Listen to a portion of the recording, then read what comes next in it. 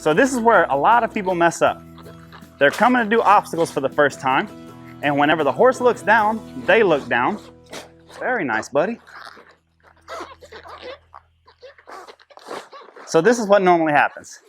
The horse looks down, the person snatches on their face and says, "No, that's acid water, don't get in it." Or at least that's what the horse heard. So now the horse feels like it can't go forward because you snatched on his face, it can't go backwards because you're kicking, and it can't go right or left because you're holding too tight on the reins.